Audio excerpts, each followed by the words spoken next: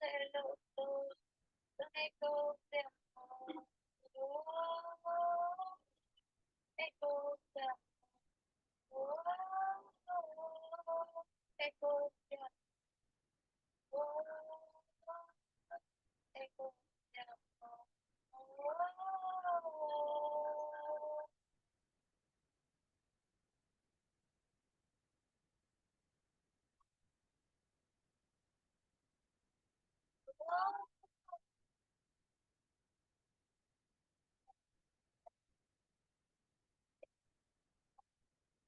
Presentada.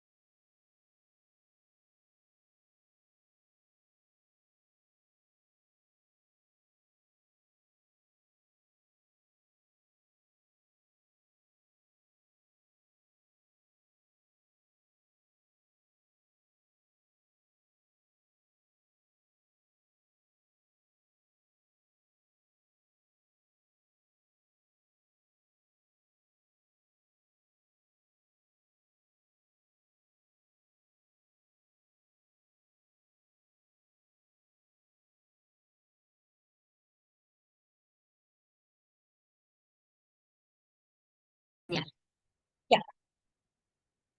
Ok, listo. Entonces, hoy día trabajamos todo lo que está relacionado al significado de las palabras. Bien, claro que nos enfocamos en el significado de las palabras en la lengua española. Bien, te comento que respecto al estudio del significado, vamos a encontrar tres disciplinas lingüísticas. Bien, tres disciplinas. ¿Cuáles son? Bueno, tienes la semántica por un lado, tienes la lexicología y la lexicografía. Entonces son tres las disciplinas que se encargan del estudio del significado de las palabras. ¿Ok? Eh, Vamos a comenzar con la semántica. Así como en morfología, en el componente morfológico encontrabas morfología, en el componente fonológico, la fonología. De la misma manera, en el componente semántico vas a encontrar la semántica. ¿Bien? Entonces, ¿de qué se encarga la semántica? Bueno, la disciplina lingüística que se encarga del estudio del significado de los signos lingüísticos. Bien, signos lingüísticos que pueden ser palabras, frases u oraciones.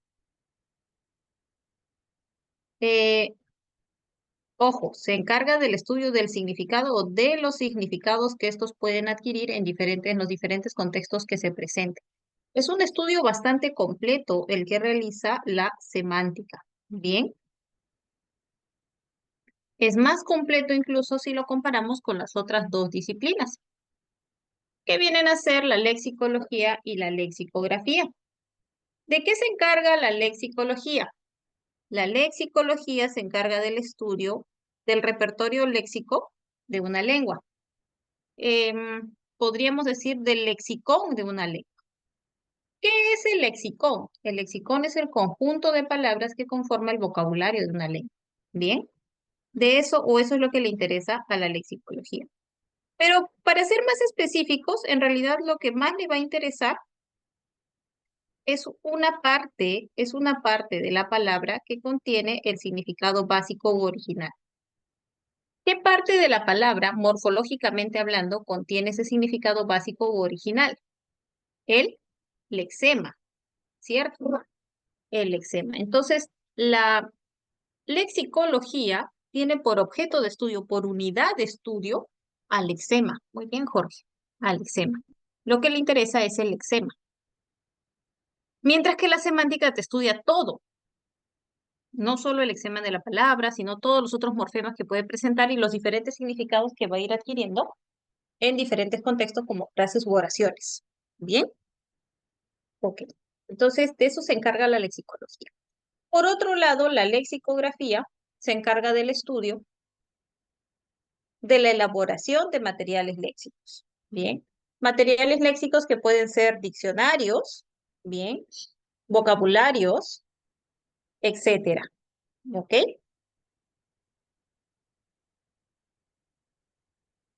Eh, es una tarea bastante ardua porque la información que se encuentra en los diccionarios es bastante amplia, ¿no? A ver, pensemos un poco, reflexionemos sobre esta información que encuentras en un diccionario. A ver, dime, ¿qué es lo que tú encuentras en un diccionario? ¿Qué información te ofrece un diccionario?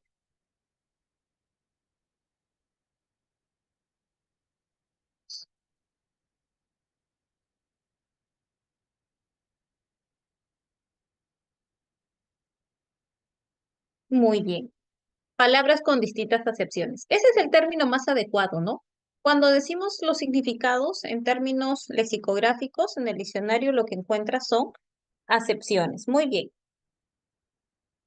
¿Qué otra información encuentras?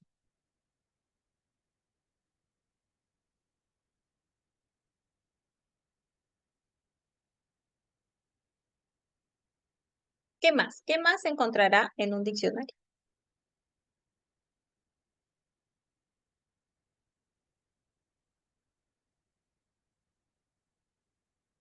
A ver, chicos, pensemos, ¿qué Teoría más? ¿Qué más gramatical es. aparece? La información gramatical, muy bien. Te dice la categoría léxica de una palabra. Te dice si es un sustantivo, te dice si es un verbo, si es un adjetivo. Muy bien, muy bien. ¿Qué más? ¿Qué más? Sus derivados también creo. Sus derivados, y ya, en algunos casos.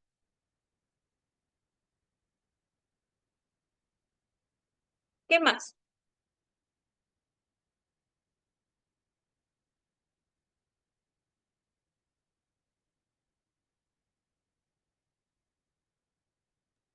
Sinónimos. Ya, algunos te ofrecen sinónimos, antónimos. Sí, es cierto.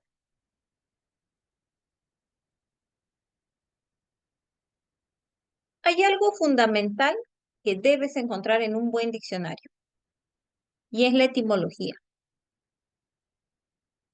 La etimología de las palabras, el origen de las palabras, de qué lengua provienen. Eso es muy importante, ¿ya? Es muy importante para encontrar.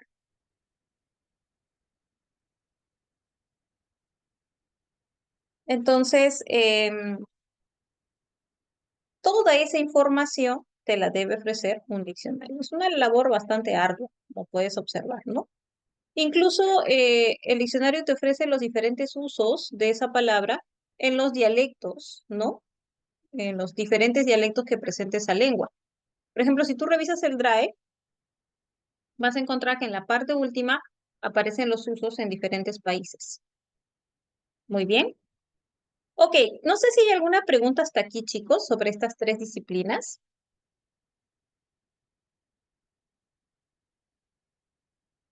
¿Cómo vamos? ¿Vamos bien? ¿Sí? Sí, mis. Ok, ok, entonces vamos a seguir. Y ahora vamos a hablar del signo. ¿Qué hablamos del signo? Lo que pasa es que en semántica, como hemos mencionado, nos interesa un tipo de signo, ¿no? Ese tipo de signo que nos interesa es el denominado signo lingüístico. Entonces, para saber qué es el signo lingüístico, tenemos que hacer mención de esta información, de esta teoría que es general. Bien, tenemos que saber qué es un signo, que entendemos por signo, su clasificación, ¿para qué? Para poder identificar dónde aparece el signo lingüístico. Ya por esa razón vamos a trabajar esta teoría. Hay una ciencia que estudia todos los signos, pero no solamente a los que aparecen en lingüística, sino en todas las disciplinas científicas, ¿ya? ¿De qué hablamos? Hablamos pues de la semiótica, ¿bien? La semiótica. Entonces, la semiótica se encarga de estudiar a los signos en sí, signos que tú encuentras en las diferentes disciplinas científicas, ¿bien? Bueno, ¿qué es un signo, chicos? Un signo es un elemento que evoca a otro diferente. Eso es un signo. Puede o no establecer relación con él. Puede o no. Entonces, tienes por un lado el indicio, tienes el icono y tienes el símbolo. Son tres tipos de signo que debemos saber reconocer. Bien. Em, ¿Qué es el indicio? El indicio es un signo que guarda una relación de causa-efecto con lo que representa. Entonces, el indicio es el efecto. Por medio de él vas a llegar a saber cuál es la causa. Por ejemplo, cuando ves huellas, las huellas es un indicio de que ahí hubo alguien, ¿no? O cuando ves humo, por ejemplo, vas a pensar que hubo fuego o hay fuego, ¿no? El humo es un indicador de ello. Ah, sí, sí, Jorge, la semiología o semiótica, ¿no? Se conoce con esas dos denominaciones. Bien, por otro lado tienes el icono. El icono es un signo que se parece a lo que representa. Entonces es muy fácil de identificar. Tú lo ves y se parece. Así puedes deducir a qué hace referencia. Y luego tienes el símbolo. El símbolo no establece ninguna relación natural con lo que representa. Es algo que se establece por convención. Bien. O sea, un determinado grupo decide que un signo va a representar a un elemento, queda establecido, todos lo usan y listo. Eso es algo convencional, es algo arbitrario. Entonces, dentro de este tipo de signo, vas a encontrar al signo lingüístico. El signo lingüístico es un elemento que no establece una relación natural con lo que representa. Bien, es impuesto, por así decirlo. Cuando hablamos de signo lingüístico nos referimos a palabras, ¿ya? Para tenerlo más claro. Entonces, las palabras, los nombres de los elementos, eh, no guardan una relación natural, porque si hubiese una relación natural entre el nombre de un elemento y el elemento, entonces no existirían tantas lenguas en el mundo, ¿no? Porque todos los elementos tendrían que recibir una sola denominación. No tendría sentido, ¿cierto? Ok. Entonces, por ahí vamos bien. El signo lingüístico, la palabra, se considera como un símbolo. Es algo simbólico, algo arbitrario, algo convencional. Bien. Dicho esto, ya podemos centrarnos y hablar un poco más de lo que es en sí el signo lingüístico. ¿Cuáles son las características que va a presentar? Bueno, presenta doble articulación. ¿Por qué? Porque el signo lingüístico va a presentarse en primer lugar como una secuencia de fonemas. Bien, es una secuencia de sonidos. Pero también el signo lingüístico va a ser una secuencia de morfemas. ¿Ok? Entonces, esta doble articulación del signo lingüístico se refiere a ello, a que primero encuentras fonemas y luego encuentras morfemas. La segunda característica que nos presenta ya lo hemos mencionado, ¿no? Hemos dicho que es simbólico, convencional, arbitrario. ¿Por qué? Porque no guarda relación con lo que representa.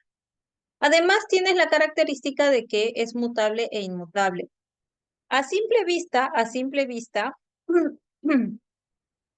parece contradictorio, ¿no?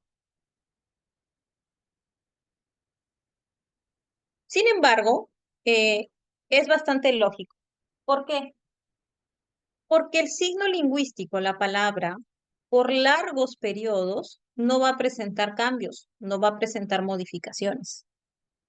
Entonces, por largos periodos, el signo lingüístico va a ser inmutable. Pero en determinado momento, este sí va a sufrir algún cambio, sí se va a modificar. Entonces, vas a decir que es mutable. pero tiene que ser después que haya transcurrido muchos años, es parte de su evolución lingüística. Bien, entonces es apropiado decir que el signo lingüístico es mutable e inmutable. Además de ello, vamos a observar que el signo lingüístico presenta dos planos. Bien, por eso se dice que es biplánico. ¿Cuáles son esos dos planos? El plano del significante y el plano del significado. Bien, esos son sus dos planos. ¿En qué consiste el plano del significante? Es la forma o la expresión cómo se presenta un signo lingüístico en una lengua. Bien. Es así como se va a comprender. Bien. Todo signo lingüístico va a presentarse de alguna manera en una lengua. Ya sabes, como una secuencia de fonemas o una secuencia de morfemas. Pero ese significante, esa expresión, tiene que estar asociada a un significado determinado. Bien. Tiene que estar unida, o sea, tiene que tener un contenido. Ese es el otro plano, el plano del significado. ¿Ok? Ahora, la pregunta sería, chicos, ¿cuál es el significado de la palabra significado?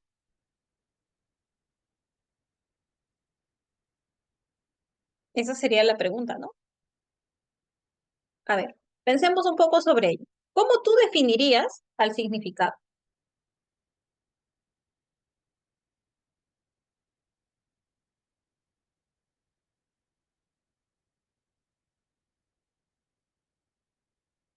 No tanto, Carlitos, no llegamos a ello, ¿no? Solamente estamos reflexionando.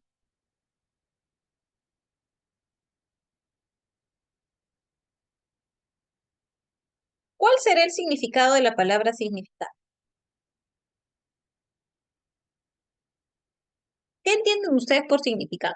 Cuando vas al diccionario en busca de un significado, ¿qué es lo que buscas? A la cosa que hacemos referencia con el significante, ¿ya? A lo que se refiere el significante, muy bien. ¿Y el diccionario te ofrece la cosa en sí?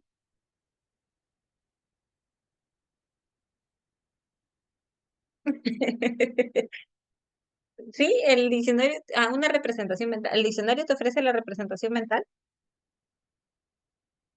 Una idea, un concepto, una concretización del significante.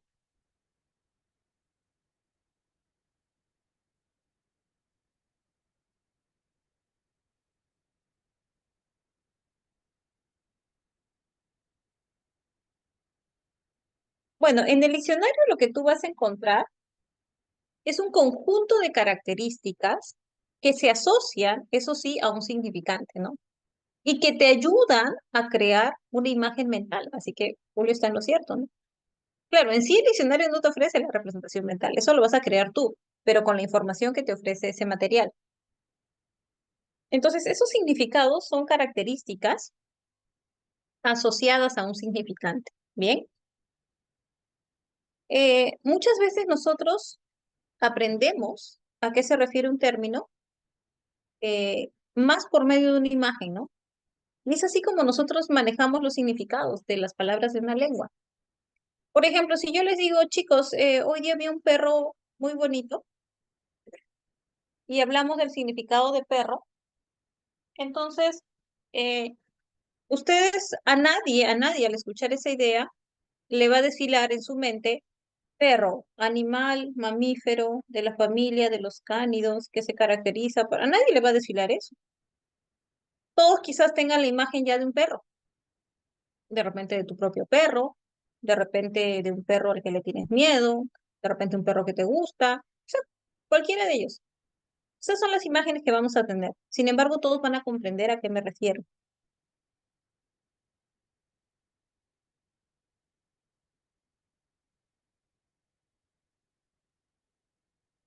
Bien.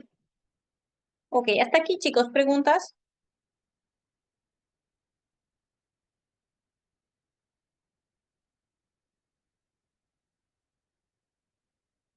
Ok. Muy bien, Carlitos. Muy bien, Carlitos. Ok.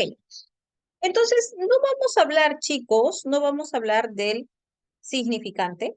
Bien. No vamos a hablar del significante. ¿Por qué? Porque ya lo hemos hecho, ¿no? ¿En qué momento? Cuando hablamos de fonología, describimos cada fonema. Cuando hablamos de morfología, sabemos cómo diferenciar los morfemas. Entonces, lo que vamos a hacer es centrarnos en el significado. Vamos a hacer un estudio del significado. Pero antes tenemos un ejercicio. ¿Bien? ¿Qué es lo que debes hacer? Identificar el tipo de signo de cada una de estas imágenes y luego responder verdadero o falso sobre la teoría del signo lingüístico. Te voy a dar algunos minutitos para que puedas desarrollar.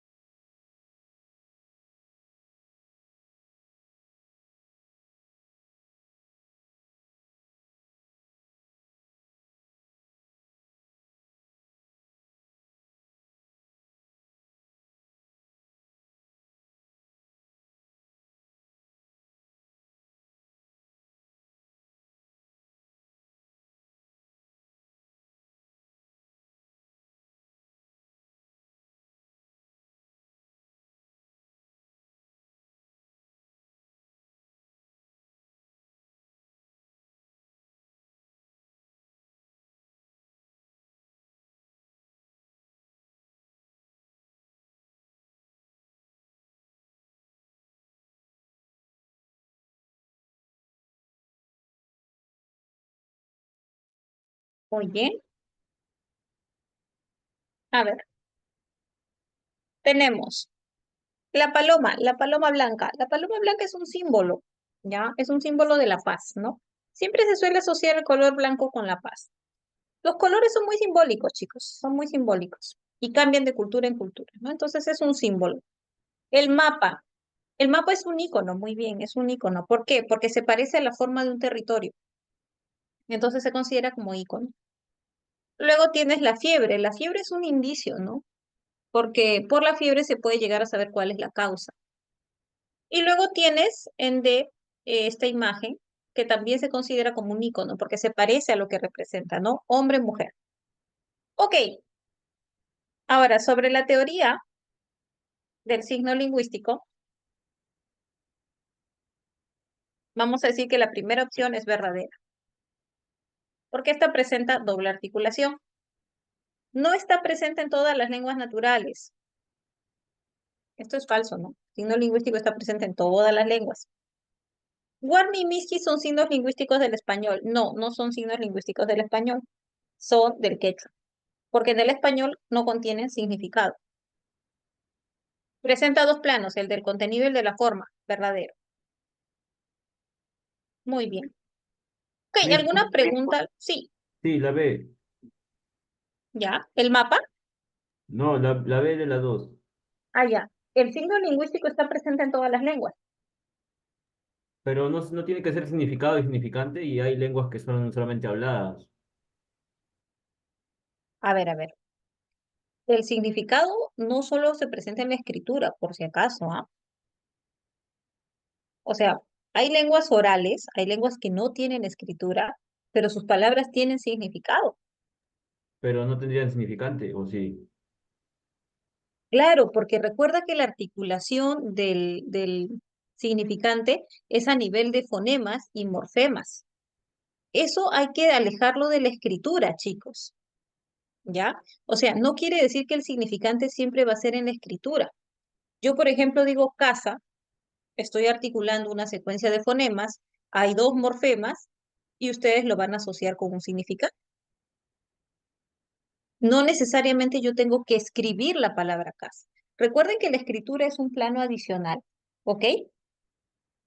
Miss, pero o sea, al punto que voy es, digamos, si la lengua no es escrita, entonces no tienen la manera de representar, pues, sus palabras, ¿cómo las imaginan mentalmente? Pues, entonces, sería como Ya, sonido nada más. a ver, tú cuando, o sea, las personas cuando escuchan una palabra, no representan o no imaginan la palabra en sí. Lo que ellos entienden es el contenido que se ha asociado a ese elemento. Y cuando hablamos de palabra, ojo, no estamos diciendo palabra escrita, ¿ya? La palabra de forma natural es oral, como en este caso, ¿no? Yo estoy hablando nada más, no estoy escribiendo. Y ustedes están recibiendo esa secuencia de sonidos que están asociados a significados que ustedes ya conocen. Entonces, hay que deslindar un poquito esa idea de la escritura. Bien, la palabra en sí, la palabra natural, se presenta de forma oral y ese ya es un significante. O sea, el significante no está escrito. Nosotros lo escribimos porque es una manera de cómo representarlo, porque nuestra lengua tiene escritura. Pero no es que sea necesariamente, y si la lengua no tiene escritura, entonces no es, si hay signo lingüístico. Los signos lingüísticos son orales. Bien, Ok. ok, muy bien. Eso es importante para aclarar. Bien, seguimos. Ahora, ya hablamos del significado de la palabra significado. Vamos a hablar un poquito de su clasificación. ¿Qué clasificación va a presentar? Mira, vamos a hablar de dos tipos de significado, del denotativo y el connotativo. El denotativo es el significado primario, objetivo, lógico, original de una palabra.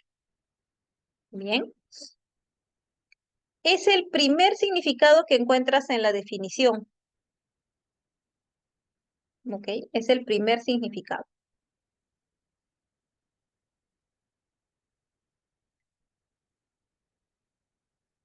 Es el significado que cuando aprendemos una lengua son los primeros que vamos a aprender, ¿ya?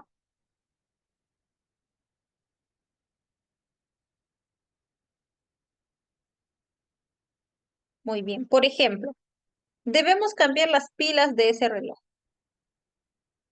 Pilas. ¿A qué se refiere? A ese objeto, ¿no? Que hace funcionar algo mecánico. Bien, ese es su significado denotativo. O guarden sus utensilios en aquellas casillas. Casillas, ¿a qué se refiere casillas? Al espacio donde se guardan objetos, ¿no? Un espacio, como un contenedor. ¿Necesita más medicina para aliviar sus males? Bueno, la medicina es un fármaco que se usa para contrarrestar enfermedades. Ya, entonces esos son tus significados denotativos. Pero en las lenguas, chicos, vamos a encontrar que las palabras tienen más de un significado denotativo. Aparecen otros significados que van a ser considerados como adicionales, secundarios, metafóricos, subjetivos. Esos son tus significados connotativos. ¿Cómo surgen? Surgen em, como resultado de una serie de mecanismos cognitivos que realiza un hablante. Bien, así surge. Por ejemplo, pónganse las pilas para terminar el trabajo hoy. ¿Qué significa la expresión ponerse las pilas?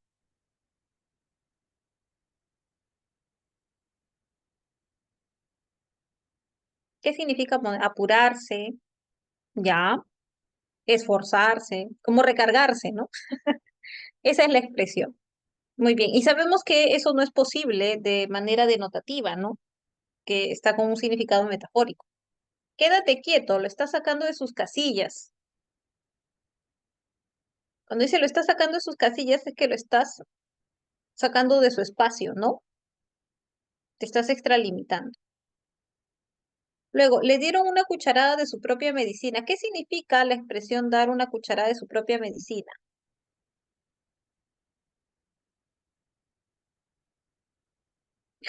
Muy bien. Una venganza. Hacer lo mismo que hace esa persona, ¿no? Que generalmente está relacionado con algo negativo, algo que genera, pues, malestar, incomodidad, dolor, ¿no? Exacto. Muy bien, entonces ahí tenías tu significado connotativo.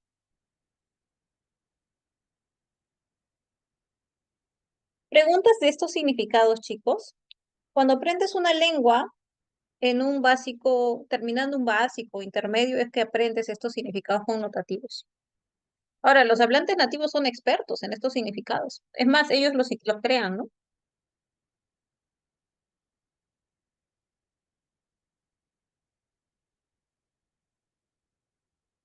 Muy bien. ¿Preguntas? ¿No? ¿Seguimos?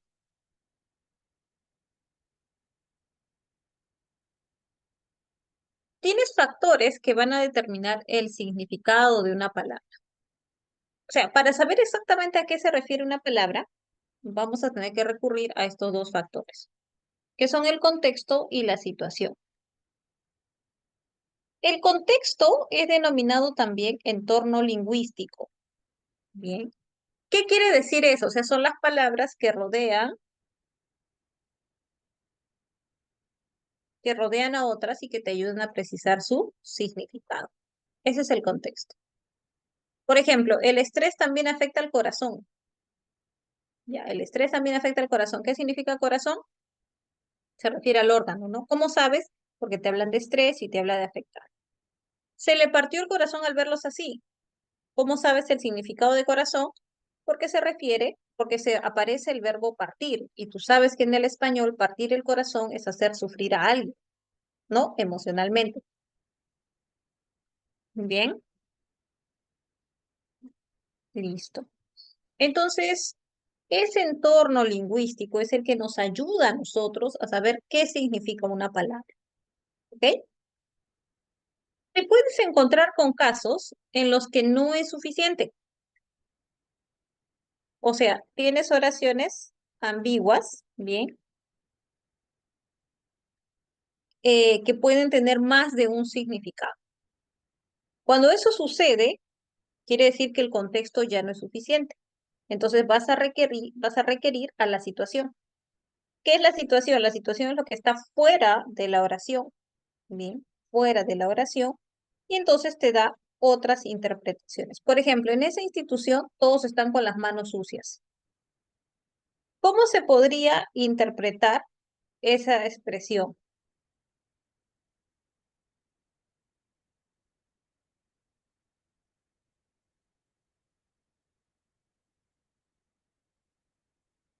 ¿Qué significa tener las manos sucias?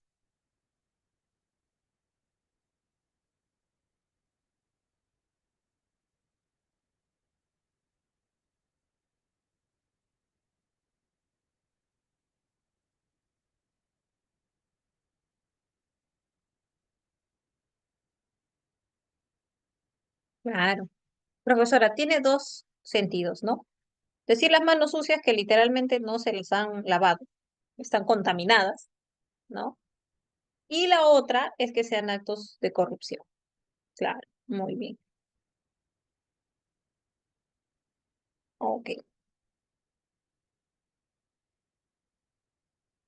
En ese caso, ¿qué sucede? Como el contexto no es suficiente, entonces vas a tener que recurrir a la situación. Claro, tú no vas a saber cuál es la situación, no vas a llegar a eso, pero basta que sea un enunciado ambiguo eh, para que sepas que requieres a la situación, ¿ok? Eso entonces sucede cuando un enunciado tiene dos o más interpretaciones. Muy bien, tenemos un segundo ejercicio. En la primera parte te piden que identifiques el significado de cada enunciado, si es denotativo o connotativo.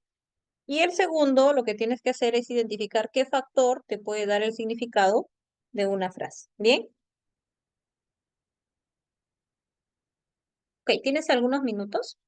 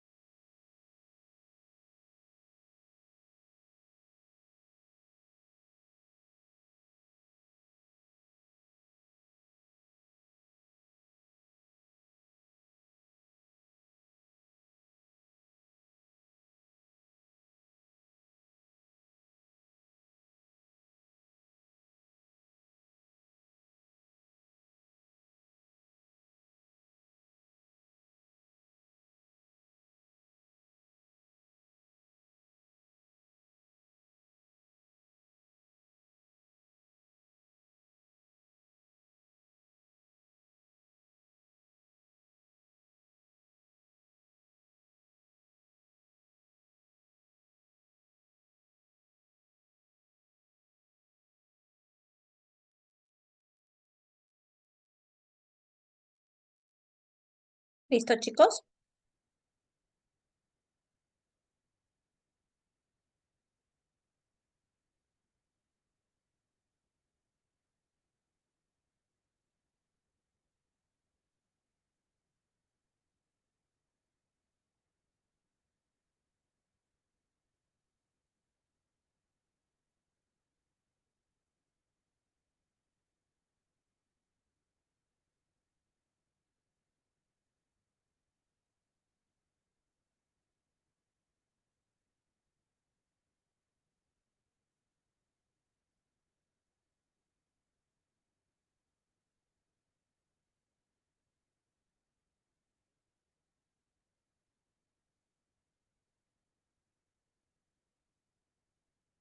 Muy bien. A ver, en esa veterinaria vacunaron a ese perro. Ese es un significado denotativo, ¿no? Es objetivo, tal cual. Significado de perro se entiende. Denotativo. Su corazón de oro hizo que me ayudara. No, este es un significado connotativo, ¿cierto? ¿Por qué es connotativo? ¿Qué significa corazón de oro? Que es una persona muy buena, muy noble, ¿no? Se asocia con oro porque es, ajá, porque es un metal preciado.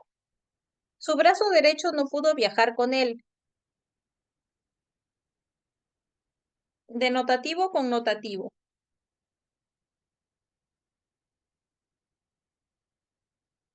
Connotativo, ¿no? Claro. Obviamente no se refiere al brazo, ¿no? Se refiere a una persona que lo ayuda, que trabaja con él, ¿no? Su comportamiento me sorprendió, Juan. Esto sí es denotativo, tal cual, objetivo. Ahora, en la número 2, vamos a ver los factores. Ricardo vio preocupado a Mauro. ¿Necesito el contexto o la situación? Contexto. ¿El contexto será suficiente? ¿Quién estaba preocupado, Ricardo o Mauro? Mauro. ¿Y por qué no Ricardo?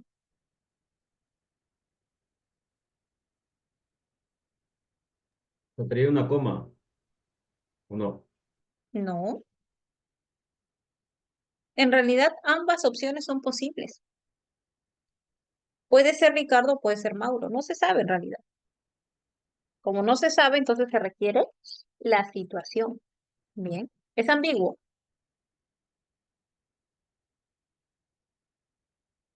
Claro, y esto es posible ¿por qué? Porque sintácticamente, eso lo vamos a explicar más adelante, pero sintácticamente, el complemento predicativo te puede hablar del sujeto o del objeto directo. Entonces, en Ricardo ve preocupado a Mauro, preocupado es un complemento predicativo, puede referirse al sujeto o al objeto directo. Bien. Nos dijo que el presidente cayó.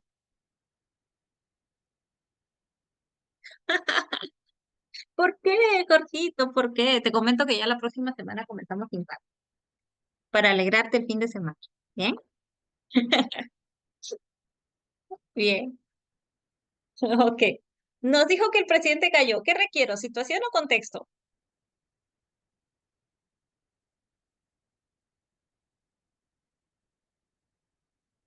También tiene dos connotaciones, ¿no? Puede ser que el presidente cayó en cuestión de encuestas, de aceptación popular, o que cayó literalmente, se tropezó y se cayó, ¿no? Entonces es la situación, ¿ya? Porque es algo ambiguo. Fotografió la llama en aquel prado. Ajá, o cayó en la cárcel, muy bien. Fotografió la llama en aquel prado. ¿Situación o contexto?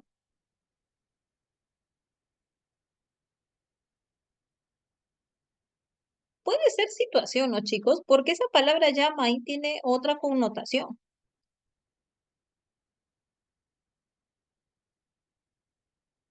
No, no necesariamente. No necesariamente podría ser el presidente cayó nada más. Claro, el se cayó sería más reflexivo, más exacto, ¿no? Pero ambas son posibles. Claro, porque puede ser la llama del animal o puede ser la llama del fuego. Entonces, acá también vas a requerir la situación. Depositó el dinero en aquel banco. Ah, acá sí, ¿no? Acá sí es contexto. Acá sí va a ser contexto. Porque te habla de depositar. Entonces, eso te precisa el significado de banco. Muy bien, chicos, buen trabajo, buen trabajo. Ahora, ¿qué es lo que vamos a trabajar? Vamos a recordar, ya, vamos a recordar, porque esto es algo que ya ustedes lo han trabajado en la etapa escolar. Vamos a recordar el tema de relaciones semánticas. Bien, cuando hablamos de relaciones semánticas, vamos a encontrar relaciones entre significante y significado, y también relaciones solo entre significados. ¿Ok? Entonces, dentro de las relaciones que vinculan al significante y al significado, vas a encontrar tres. La sinonimia, la homonimia y la polisemia. ¿Ok? Esas tres. Homonimia, sinonimia, polisemia. Eh, Vamos a comenzar con la sinonimia. ¿Qué es la sinonimia? La sinonimia es la relación que se establece entre las palabras cuyos significados son semejantes, te dice, pero su significante es diferente. A ver, esta es una de las primeras relaciones semánticas que se suele trabajar, ¿ya? Resulta que varios significantes, o sea, varias palabras, coinciden a nivel del significado.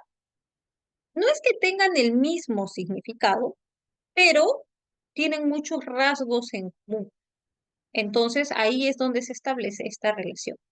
La relación se llama sinonimia y las palabras que presentan esta relación se conocen como sinónimos. Tienes, por ejemplo, tertulia, reunión, velada, son sinónimos. Mustio, marchito, apagado, son sinónimos. Arrullar, susurrar, adormecer también se consideran como sinónimos.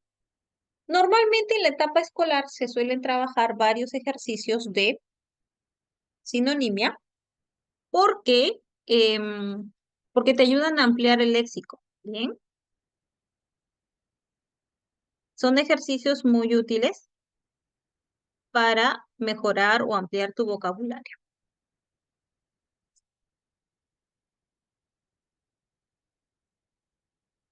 Ok, esa es la sinonimia entonces.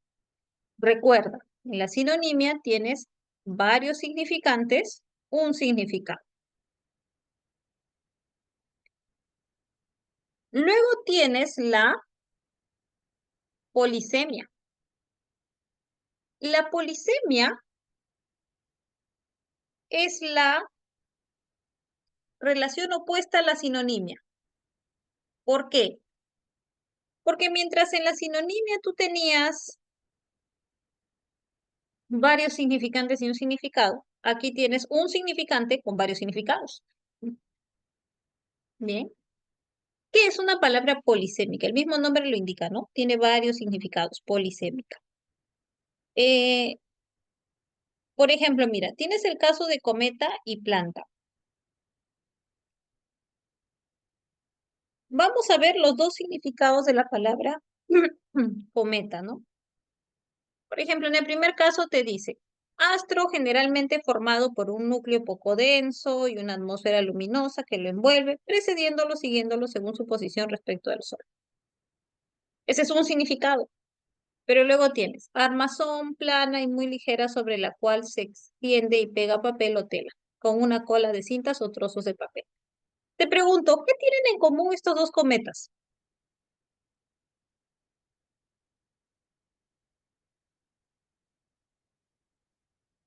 ¿O no tienen nada en común?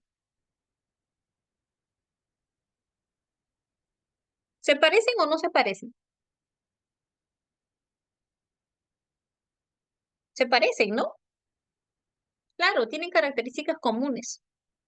A pesar de que su significado es supuestamente diferente, pero tienen características comunes. Entonces, eso es la polisemia, chicos. Cuando una palabra presenta varios significados, pero sus significados van a tener rasgos en común, se van a parecer, porque es una sola palabra en realidad.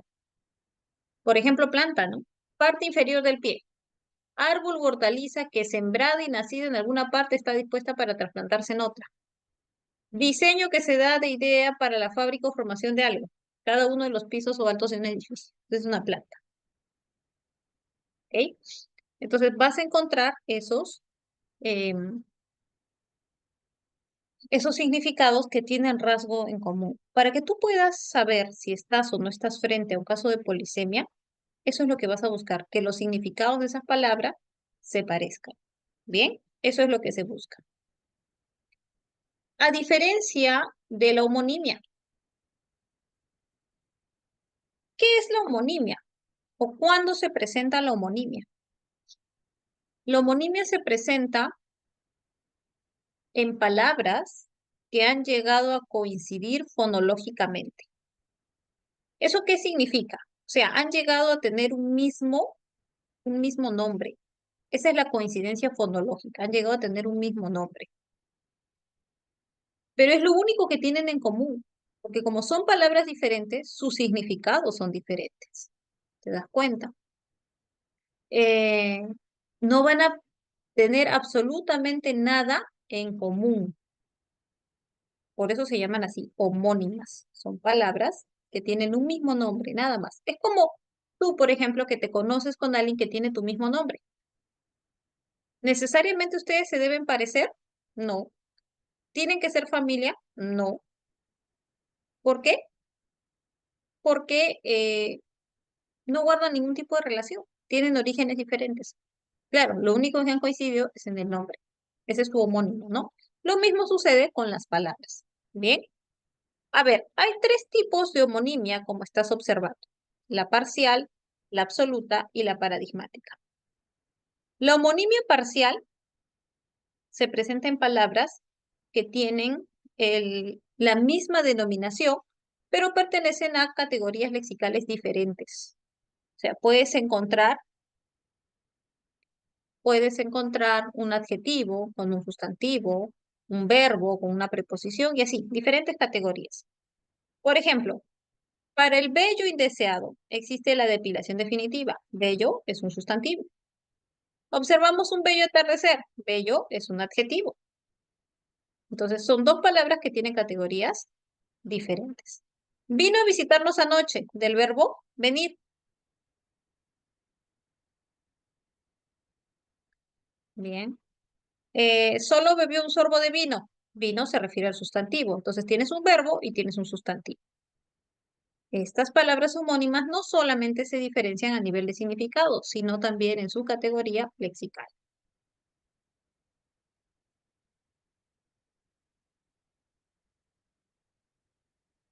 Hay otra homonimia que es la denominada homonimia absoluta.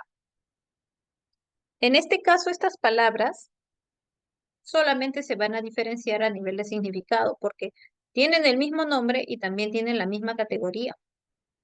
Por ejemplo, voy a cocer unos vegetales para la sopa. Cocer es un verbo. Ella tiene que coser los calcetines. Coser es un verbo. Ambos son verbos, pero tienen diferentes significados. El mango es una fruta bastante dulce. Es un sustantivo.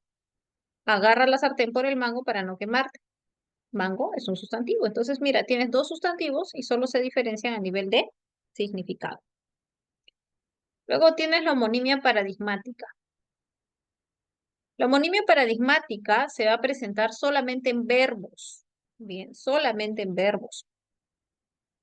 Eh, que tienen una misma conjugación, pero se van a diferenciar en persona o en aspecto. ¿Por qué en persona? Por ejemplo, el pretérito imperfecto del español, pedía, comía, salía, tiene la misma conjugación para la primera persona y para la tercera persona. ¿Eso qué quiere decir? Que si tú no especificas qué persona es, entonces no se va a saber a quién se refiere. Bien, no se sabe. Y en cuanto al aspecto, pues va a depender, ¿no? Por ejemplo, si salimos el fin de semana, eso indicaría que la acción se concluyó. Es un aspecto perfectivo. Pero si dices, ahora también salimos, ahora, en este momento, entonces es un aspecto imperfectivo porque se va a desarrollar la acción. Entonces, esta homonimia paradigmática se presenta en verbos conjugados que se van a diferenciar en aspecto o en persona. Y esa sería una gran diferencia que presenta con los otros dos tipos de homonimia. ¿Bien? ¿Preguntas hasta aquí, chicos? ¿Preguntas?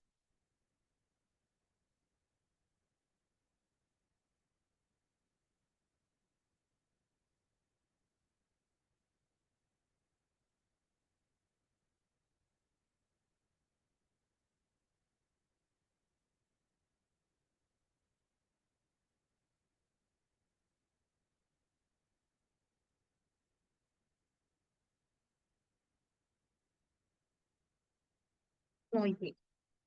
Ya. Ahora vamos a seguir, tenemos un ejercicio, pero este ejercicio ha considerado una relación semántica que aún no trabajamos, entonces lo vamos a hacer al final. ¿Sí? Bien, tenemos otra aquí, de aquí en adelante vemos relaciones semánticas, pero entre significados. Y en primer lugar, y en primer lugar, vas a tener a la antonimia. ¿Qué es la antonimia, chicos? ¿En qué consiste la antonimia? La antonimia se presenta cuando hay oposición de significados. Oposición o exclusión. ¿Bien? Ahí encuentras a la antonimia. Hay dos tipos de antonimia, la gramatical y la lexical. ¿En qué se diferencian? La gramatical se presenta cuando se inserta un morfema derivativo a un lexema y se forma el opuesto. Bien. Por ejemplo, tienes útil, su opuesto es inútil. Tienes normal, su opuesto es anormal. Tienes paciente, su opuesto es impaciente. Tienes leal, su opuesto es desleal. ¿Cómo se formó este antónimo gramatical? Insertando un morfema derivativo de negación. In, a, in, des. ¿Ok? Es la más fácil, ¿no? Ahora comprendes por qué se llama antonimia gramatical, porque se inserta un morfema derivativo, que es un morfema gramatical. El otro tipo de antonimia es la lexical. Va a presentar tres subtipos. La complementaria, la propia y la recíproca.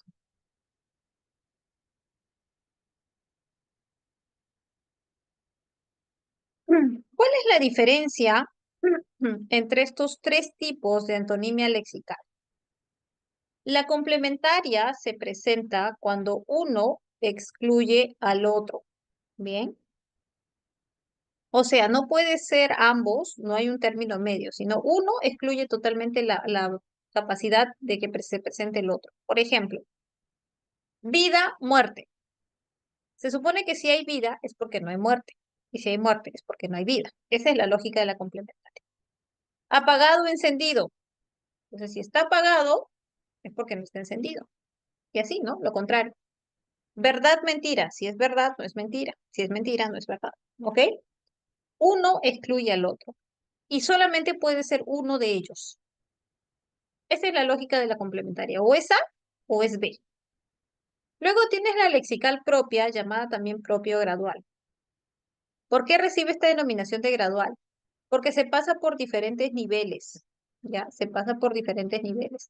Por ejemplo, tienes infancia, también puedes encontrar niñez, adolescencia, juventud, adultez, hasta llegar a la vejez.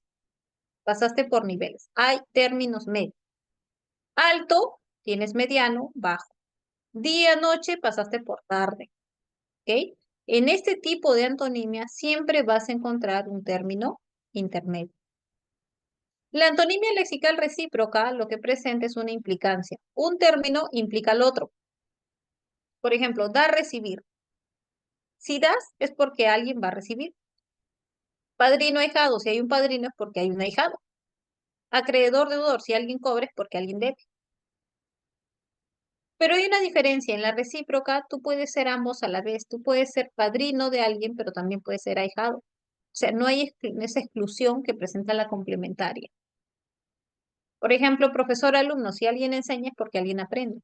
Esa es la idea y por eso se denominan recíprocas, ¿ya? Preguntas sobre la antonimia, chicos.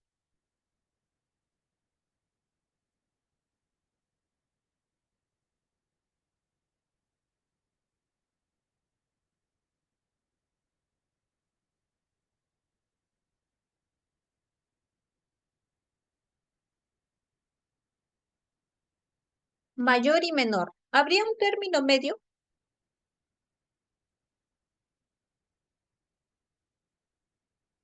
Podría haber, ¿no?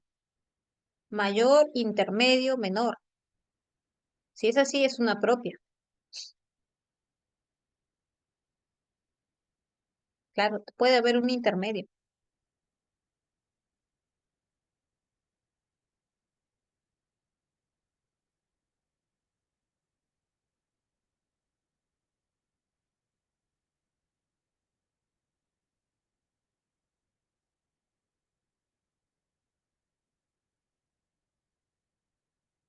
Ok, seguimos. Entonces vamos a ver ahora eh, relaciones semánticas relacionadas con la inclusión de significados. Bien, a ver, inclusión de significados. Hablamos de hiperonimia, hiponimia, cohiponimia. ¿Cómo es que se establecen estas relaciones? En las lenguas, chicos, vamos a encontrar palabras que tienen significados tan amplios, bien, tan amplios, que pueden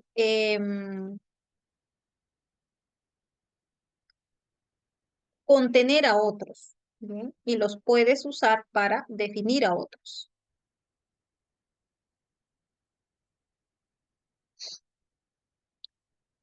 ¿Qué son los hiperónimos? Los hiperónimos son ese tipo de términos. Sus significados son tan amplios que pueden contener a otros.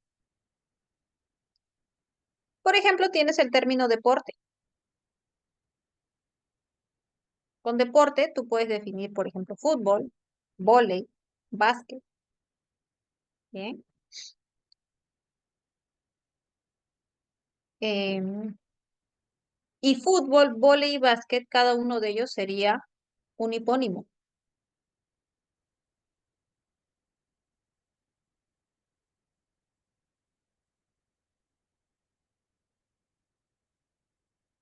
Para que tú definas, por ejemplo, fútbol, usarías el término deporte. Para que tú uses vóley, usarías el término deporte. Para que definas básquet, vas a usar el término deporte. Bien. Cada uno de ellos es un hipónimo. Y deporte es un hiperónimo. Ahora, ¿cómo se establecen estas relaciones?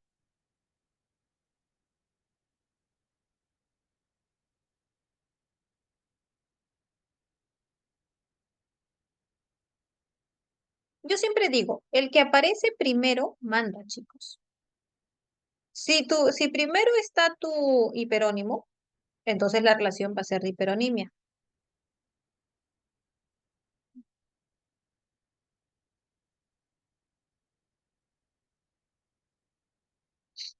Bien. Si primero está tu hiperónimo, entonces la relación es de hiperonimia. Si primero está tu hipónimo, la relación es de hiponimia. Bien.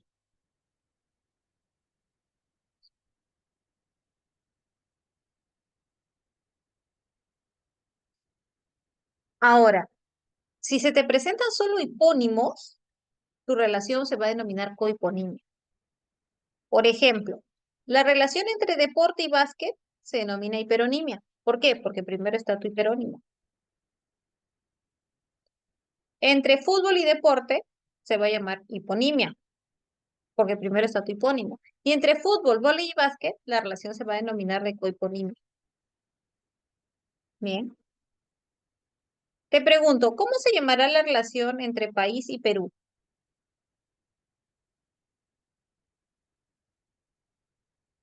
Hiperonimia. Hiper. Muy bien, hiperonimia. ¿Y de Perú a país? Hipo. Hiponimia. Muy bien,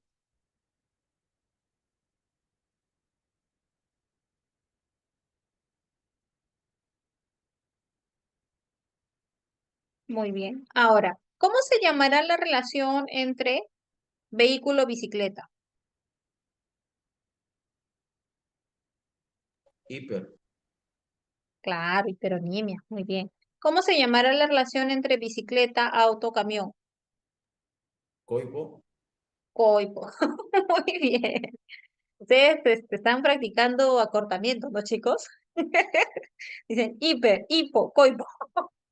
Muy bien, muy bien. Pero está bien, chicos, están bien sus respuestas. Ok, seguimos. Ya, entonces acuérdate que esto es inclusión de significados. Seguimos. Luego tenemos otra relación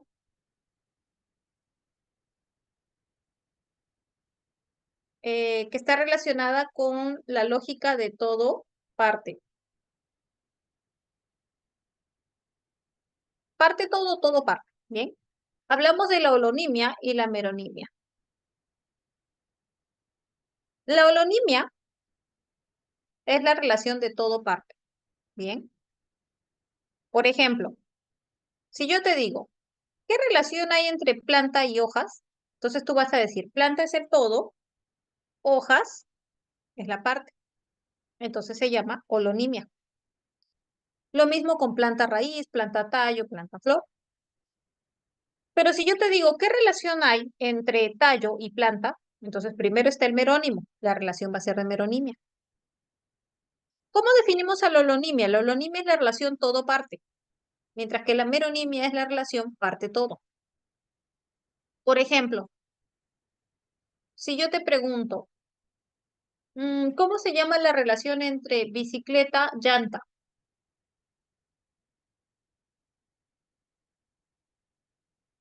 Holonimia, muy bien. Es holonimia. ¿Por qué? Porque la bicicleta es el todo y la llanta es una parte.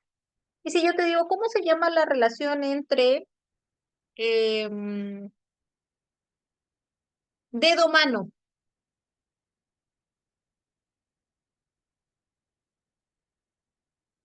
Meronimia, ¿no? Meronimia. Claro, porque es parte todo. Muy bien. Ok. Hay otra relación que también se considera, personalmente no la encuentro muy lógica, déjame decirte. Bien.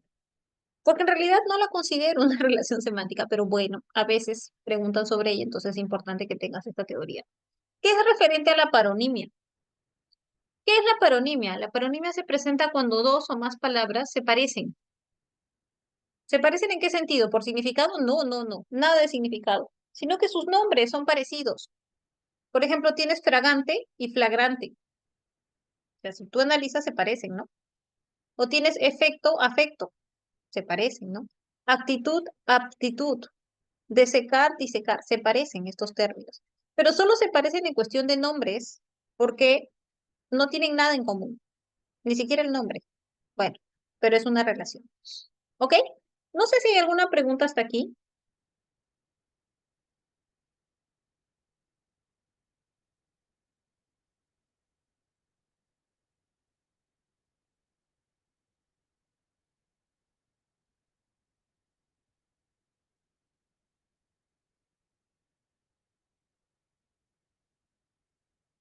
Entonces seguimos. Teníamos un ejercicio pendiente por aquí. Ya está. A ver, es para que identifiques relaciones semánticas, ¿ok? Tienes algunos minutitos.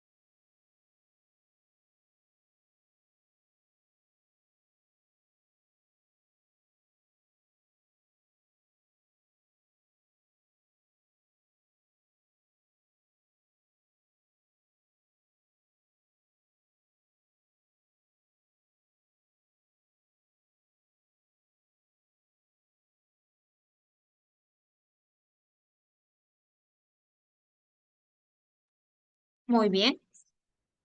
La relación entre auto y vehículo es una relación de hiponimia, ¿no? Auto es el hipónimo, vehículo se considera como su hiperónimo. Muy bien. Para definir auto vas a usar el término vehículo, definitivamente. Entre pico y pico, ahí tenías que buscar si había algún rasgo en común en el significado de estas palabras, ¿ya? Primero te decía, trajo el pico, ¿no? Se refiere a la herramienta, bien. Y el otro decía con su pico y se refería al ave. Entonces, lo que tienes aquí es un caso de polisemia. ¿Cuál es el rasgo en común? El rasgo en común es que se parecen. Bien, la forma de la herramienta se parece al pico de un ave. Muy bien, buen trabajo, chicos. Último, necesitamos identificar las relaciones semánticas presentes en estos ejemplos. A ver, tienes algunos minutos.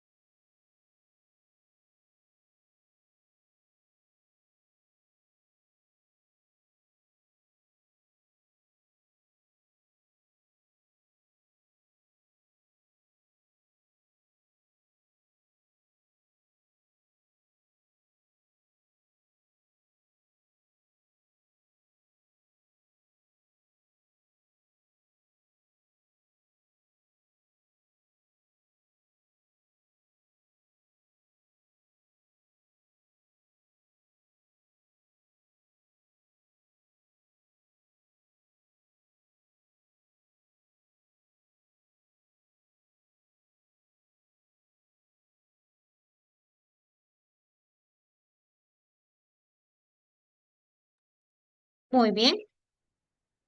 A ver, a ver. Dice, compraron un cuy hembra y un cuy macho. Hembra y macho presentan una relación de antonimia complementaria. Muy bien. Uno pone al otro, excluye al otro. Complementario. Generoso, amable y dadivoso. Estas palabras presentan una relación de sinonimia. Son sinónimas, ¿ya? Más que decir que hay hiponimia o cohiponimia, son palabras sinónimas. Tienen rasgos en común en su significado. Fría, caliente. Entre fría y caliente, tú vas a encontrar un término medio, ¿no? Entonces es una antonimia propia, porque puede haber tibio propio. Perú está ubicado en Sudamérica. Claro. Acá tienes una meronimia, ¿no? Porque Perú es una parte de Sudamérica, ¿ok? Es una parte. Luego, a esa puerta deben cambiarle las bisagras. Puerta bisagras es una relación de polonimia. Polonimia. Madre-hijo. Madre-hijo tienen una antonimia recíproca, ¿no? Para que exista el significado de madre, se va a mencionar de todas maneras el significado de hijo, el término hijo, ¿no? Uno corresponde al otro, implica al otro, para ser más exactos. Muy bien. Preguntas, chicos, preguntas que hayan quedado en nuestra parte teórica.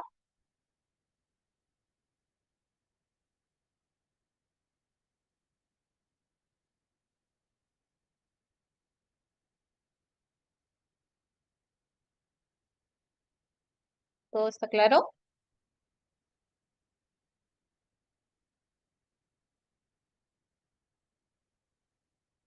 Ah, ya.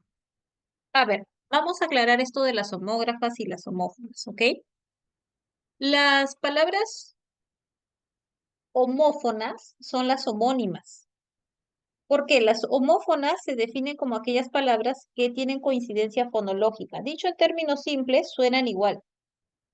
Esas son las homófonas, ¿bien? Entonces, las homófonas necesariamente son las homónimas, ¿bien? Necesariamente. Pero eso no quiere decir que necesariamente van a ser las homógrafas. ¿Por qué? Porque sabemos, ya conocemos que en el español hay una relación asimétrica entre fonemas y grafemas. Entonces, sabemos que hay casos en los que hay coincidencia a nivel de pronunciación, pero la escritura va a ser diferente. Entonces, la homonimia no implica homografía, ¿ya? Lo que sí te va a exigir es la homofonía. Eso sí, chicos. Eso sí, todas las homónimas van a ser homófonas. Entonces, con eso aclaro más o menos estos conceptos. ¿Bien? Ahora, me dicen sobre la homonimia paradigmática. Claro, yo les decía, ¿no? La homonimia paradigmática solamente la encuentras en los verbos conjugados. En verbos conjugados que se van a diferenciar en aspecto o en persona. Por ejemplo, imagínate que yo te digo la oración, salía tarde. Entonces, inmediatamente tú vas a decir, ¿pero quién salía? ¿Por qué harías esa pregunta? Porque sabemos que ese salía puede ser una conjugación para la primera persona o para la tercera persona. Puede ser yo salía o puede ser él o ella salía. Bien. Entonces, es posible para ambas esa conjugación. Quiere decir que ese verbo se va a diferenciar en qué? Se diferencia en persona. Bien, en persona. Ahora, la otra opción es que se diferencien por el aspecto. ¿De qué manera? Hay oraciones, o mejor dicho, hay verbos conjugados que tienen la misma conjugación para el presente y el pasado. Imagínate que yo digo, nadamos en la piscina. Entonces, si yo te digo nadamos en la piscina, tú no vas a saber si la acción se concluyó o si se está desarrollando. Porque nadamos se conjuga tanto para el pasado como para el presente. Entonces yo tendría que decir, nadamos ayer, ah, ya, inmediatamente dices ese aspecto perfectivo porque la acción se concluyó bien. Pero si te digo nadamos ahora, dices, ah, bueno, entonces el aspecto es imperfectivo. ¿Por qué? Porque recién se va a realizar, ¿ok? Entonces, cuando tienes esas conjugaciones verbales que se diferencian por persona o por aspecto, las vas a considerar como homónimas paradigmáticas. A eso se refiere. No sé si ahora está claro.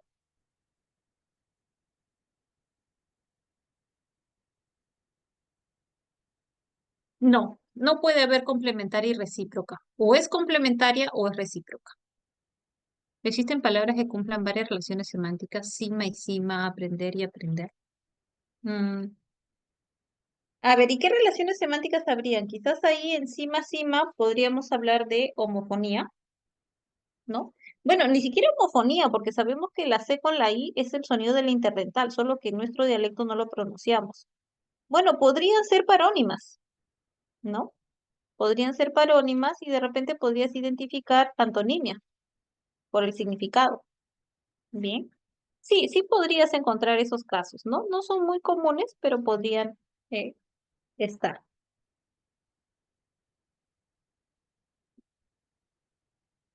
Bueno, personalmente la paronimia no sé, no le encuentro mucha lógica como relación semántica, porque puede parecerse, pero se parecen a nivel de significante, ¿no? No contiene significado. Pero bueno, eh, es bueno que sepas a qué se refieren las parónimas, porque podría ser considerado como pregunta.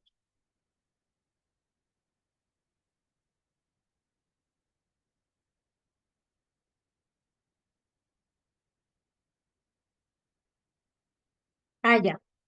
Profesora, ¿cómo diferencio la homonimia de la polisemia? Por el significado.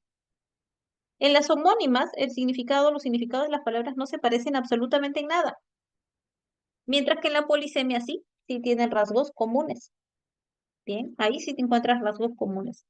Entonces, en la polisemia los significados se parecen. En la homonimia no, no se parecen para nada. Bien, esa sería la diferencia.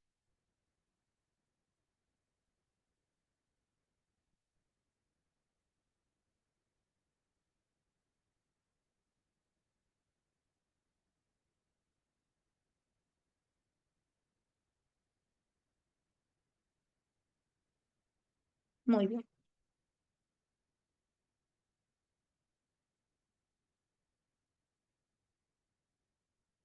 Dice si los significados. Ah, si no me sé los significados, fui. Ahí sí fuiste. Pero, o sea, tampoco es que no vas a saber los significados, ¿no? Porque te van a poner términos que no son ajenos al vocabulario, ¿no? Del español. O sea, tampoco es que te lo van a poner con términos que no conozcas, ¿no? Bien, así que no te estreses, no te estreses.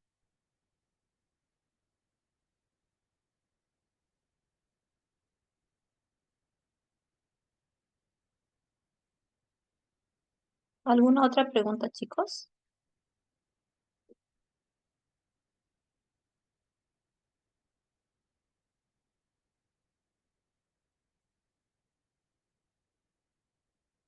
Ya. Entonces vamos a trabajar los ejercicios para esta clase. Bien, a ver, me dan un minuto, chicos, para proyectar.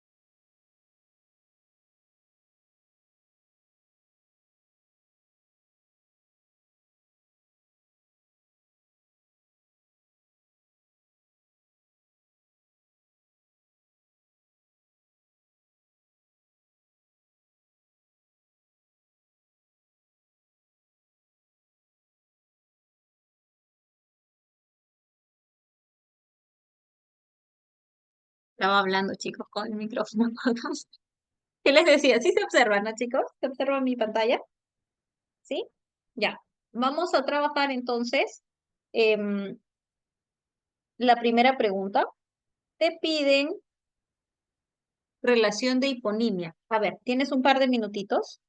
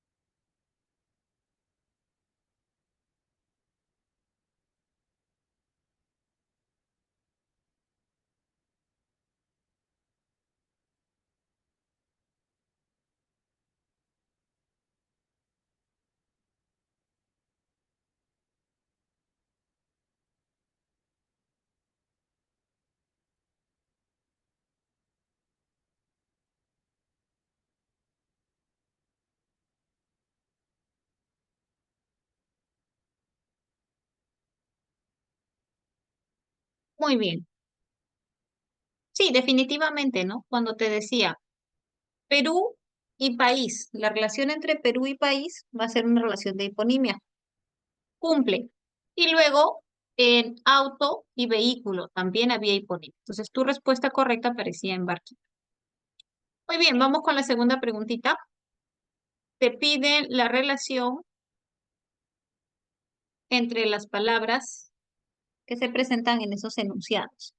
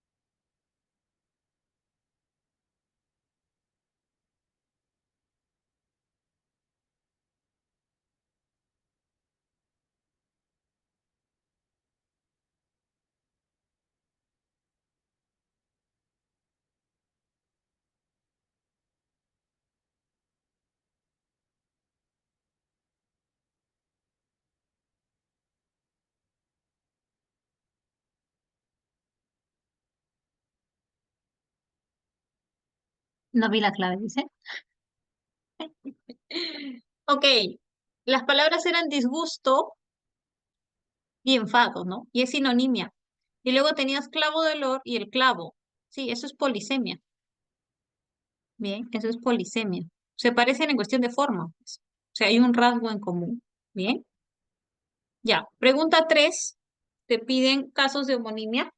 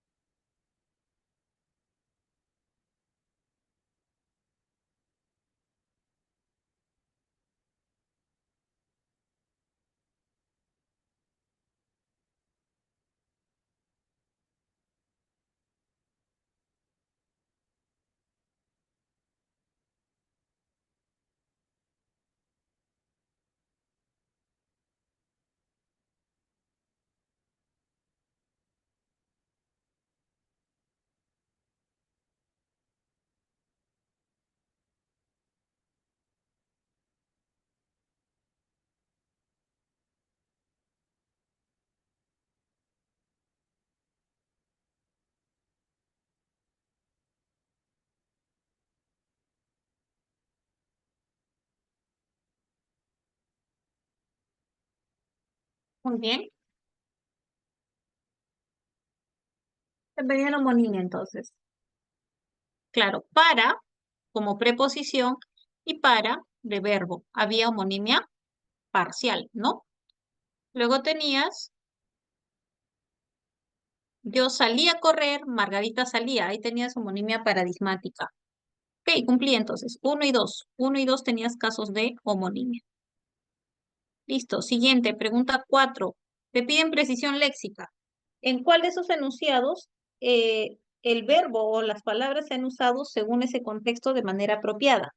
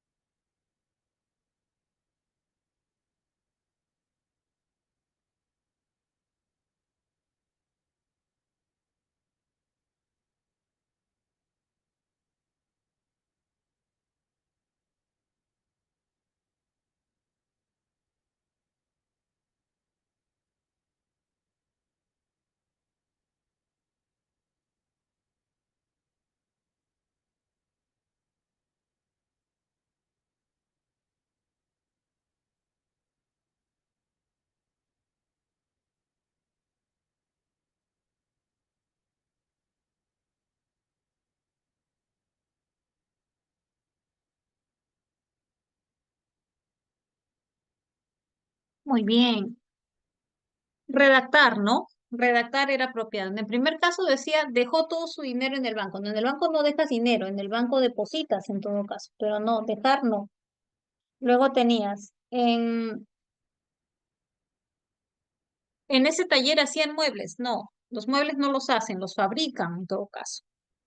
Tenía una hacienda que heredó de su tío. Tener no, poseía en todo caso. Los bienes los posees. Hizo un vestido muy bonito, confeccionó, ¿no? Era lo más adecuado. Ya, entonces tenías casita. Muy bien, vamos con las 5. Te piden antonimia. ¿Dónde vienen antónimos, chicos?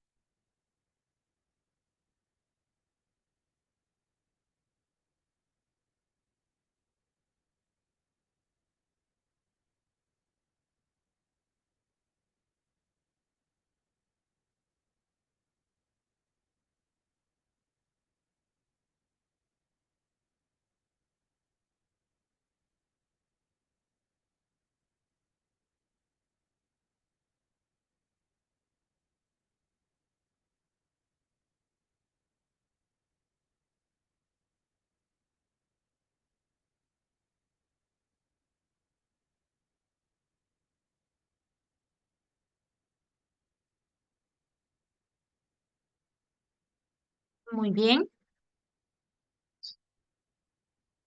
lo tenías, ¿no? Profesor-alumno es recíproca y también lo tenías en caliente-frío. Esa es una gradual o propia. Ok, preguntita 6. Aquí había que relacionar cada signo, ¿no? Con la tipología que le correspondía. A ver,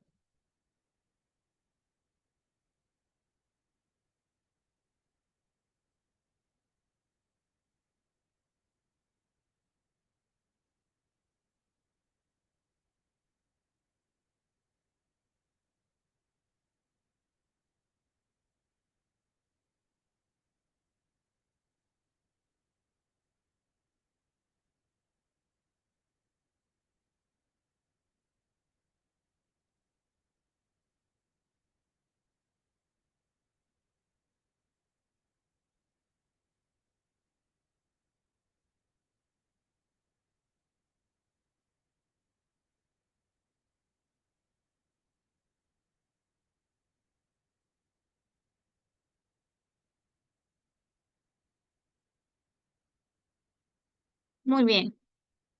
Tenías el duelo representado por el color negro. Eso es simbólico, ¿no? Habíamos dicho que los colores son muy simbólicos. Entonces, símbolo. Una fotografía se parece a lo que representa, es un icono. Y el enrojecimiento de los ojos por cansancio era un índice. Entonces, efectivamente, tu respuesta aparecía en David. Vamos con la siguiente. Significado denotativo, chicos.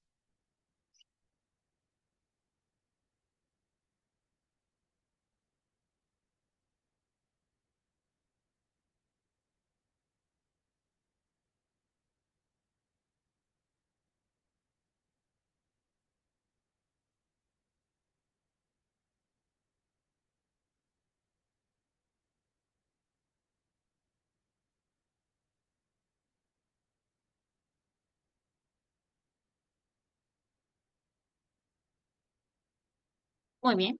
Aquellos muebles fueron rematados. Todos los demás eran significados connotativos. Y en la última tenías que relacionar esos tipos de antónimos.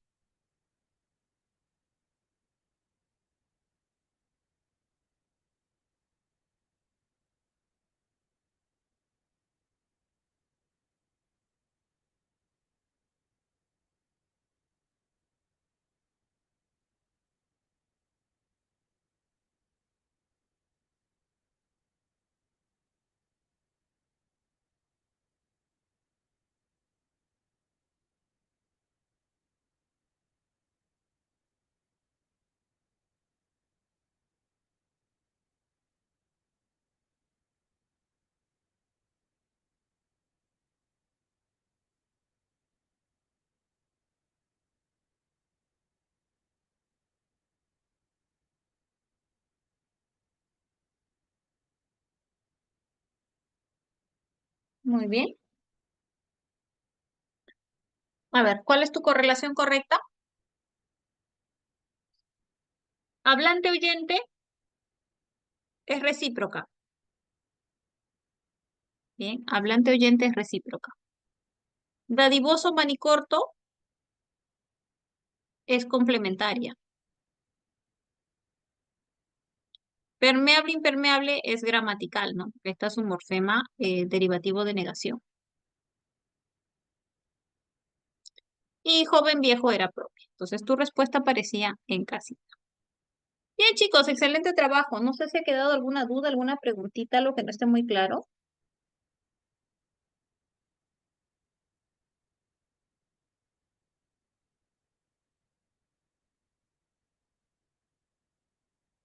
En la pregunta 3, ¿por qué no sería la 3? Pregunta 3. A través de la luna observaba la luna llena. Luna y luna me parece que están considerados ahí como polisemia.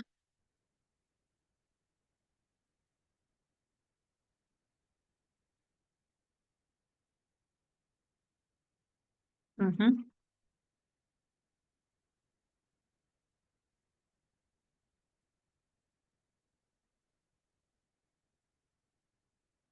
El signo lingüístico es arbitrario, me dicen.